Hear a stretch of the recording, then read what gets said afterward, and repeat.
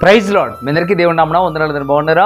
ఈరోజు ఈ ఉదయకాల సమయంలో దేవుడితో మాట్లాడుతున్న మాట, దేవునికి వాగ్దానాన్ని మనం ధ్యానం చేద్దాం. చూడండి, యాకోబు రాసిన పత్రిక 4వ అధ్యాయం 10వ వచనాన్ని మనం ధ్యానం చేద్దాం. ప్రభు దృష్టికి మిమ్మల్ని మీరు తగ్గించుకొనుడి, అప్పుడు ఆయన మిమ్మల్ని హెచ్చించును. దేవునికి వాక్యం చెప్తున్న మాట, ప్రభు దృష్టికి ఎప్పుడైతే మనల్ని మనం తగ్గించుకుంటామో అప్పుడు దేవుడు మనల్ని హెచ్చిస్తాడు అనే మాట ఇక్కడ చెప్పడం చూస్తూ ఉన్నాం. ప్రియమైన దేవుని దృష్టి యందు మనం తగ్గించుకునే వారిగా మనం ఉండాలి.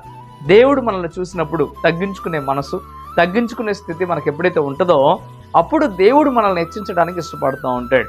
కానీ ఈ దినాన ఒకసారి ఆలోచన చేసుకో, నీ హృదయంలో నువ్వు తగ్గించుకునే వ్యక్తిగా ఉన్నావా? నువ్వు తగ్గించుకునే వ్యక్తిగా ఉన్నప్పుడే దేవుడు నిన్ను హెచ్చిస్తాడు. చాలామందికి ఆశ ఉంటుంది, నేను హెచ్చించబడాలి, ఉన్నతమైన స్థితికి మార్చబడాలి, నేను గొప్పవాడిని అయిపోవాలి అనే ఆలోచన చేస్తూ ఉంటారు.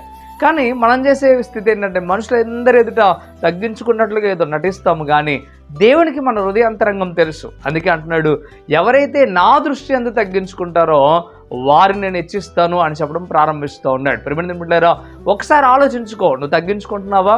ఇదిగో, నువ్వు ఎప్పుడైతే తగ్గింపు గుణం నీకు ఉంటుందో, ఎప్పుడైతే తగ్గించుకునే ఆలోచన నీకు ఉంటుందో దేవుడిని తప్పక హెచ్చిస్తాడు. బైబిల్లో మనం చూడగలిగితే ఎవరైతే వారిని హెచ్చించుకున్నారో వారి పతనాన్ని మనం చూసాం. బైబిల్లో నెబ్కద్నెజర్ తనను తాను హెచ్చించుకున్నాడు, అందుకే గడ్డి మెప్పించే స్థితికి వెళ్ళిపోయాడు. సౌలు మహారాజు తనను తాను హెచ్చించుకున్నాడు, అందుకే దేవుడు తన గద్దెను దించి, అనగా సింహాసనం మీద నుండి దించి ఆయన మామూలు వ్యక్తిగా మరలా చేసేసాడు. కానీ దావీదు తనను తాను తగ్గించుకున్నాడు కనుక దావీదుని తీసుకెళ్లి దేవుడు సింహాసనం మీద కూర్చోబెట్టాడు. ఒక మాట నేను అడుగుతున్నా, నువ్వు తగ్గించుకోగలిగితే, నువ్వు తగ్గింపు గుణం నీలో ఉండినట్లయితే దేవుడు తప్పక నిన్ను ఏదో ఒక దినాన ఏదో ఒక సమయాన్ని నిన్ను హెచ్చిస్తాడు, ఉన్నతమైన స్థితికి నిన్ను మారుస్తాడు. కానీ ఓపిక చేయి, ఎదురు చూడు, తగ్గించుకొని ఉండడానికి సిద్ధపడు. దేవుడు చెప్తున్న మాట, ఈ మాట ప్రకారం నువ్వు బ్రతకగలిగితే దేవుడు నిన్ను ఉన్నతమైన స్థితికి మారుస్తాడు. ప్రియమైన దేవుని మాట ఎప్పటికీ నిరర్ధకము కాదు. ఒకసారి ఆలోచించండి, తగ్గించుకునే స్థితి నువ్వు కలిగి ఉంటే దేవుడు తప్పక నిన్ను హెచ్చిస్తాడు. ఈ మాటలు నీ జీవితంలో దేవుడు నెరవేర్పు చేయును గాక. ఆమేన్. ప్రార్థన చేద్దాం.